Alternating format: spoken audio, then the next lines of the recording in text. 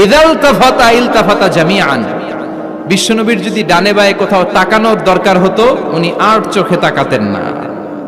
অনেকে এইভাবে বসে আছে, ডানে এমনে তাকায়, এমনে আছে না নাই, এইভাবে এমনে তাকায়, আছে না নাই, এভাবে তাকানো যাবে না। বিশ্বনবী ডানে তাকানোর দরকার হলে ইলতাফাতা জামিআন, অ্যাবাউট টার্ন, ঘুরে যেতেন, ঘুরে এইভাবে তাকাতেন। আবার বায়ে তাকানোর দরকার হলে বুকটা নিয়ে শরীরটা নিয়ে ঘুরে যেতেন, এইভাবে তাকাতেন। সুবহানাল্লাহ পড়বেন না?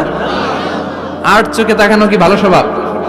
বিশ্বনবী ইদাল তাফাতা ইলতাফাতা জামিআন, যেদিকে তাকাবেন ওদিকে ফুল্লি মনোনিবেশ করতেন, তারপরে তাকাতেন। সুবহানাল্লাহ পড়েন।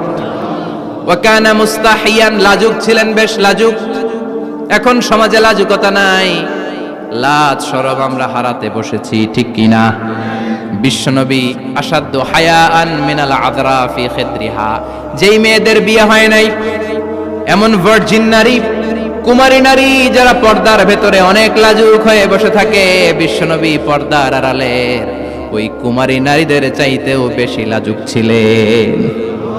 এত লাজুক ছিলেন, এত লাজুক ছিলেন, লজ্জা পেলে চেহারাটা বিশ্বনবী লাল হয়ে যেত। ছোট্টবেলায় হালিমাতুস সাদিয়ার বাড়িতে যখন দুধ খেতে গিয়েছিলেন, বিশ্বনবীর দুধমা হালিমাতুস সাদিয়া বলে, এই কুরাইশি মুহাম্মদ ছেলেটাকে কখনো কাঁদতে দেখি নাই। ক্ষুধা লাগলেও কাঁদে না, ব্যথা পেলেও কাঁদে না, শুধু লজ্জাস্থানের জায়গা থেকে কাপড়টা একটু সরে গেলে ছোট্ট মোহাম্মদ চিৎকার দিয়ে ওঠে। কি বুঝে সে? ক্ষুধা লাগলেও কাঁদতো না, ব্যথা পেলেও কাঁদতো না, লজ্জাস্থানের জায়গা থেকে কাপড় সরে গেলে বিশ্বনবী চিৎকার দিয়ে উঠতেন। সুবহানাল্লাহ পড়েন।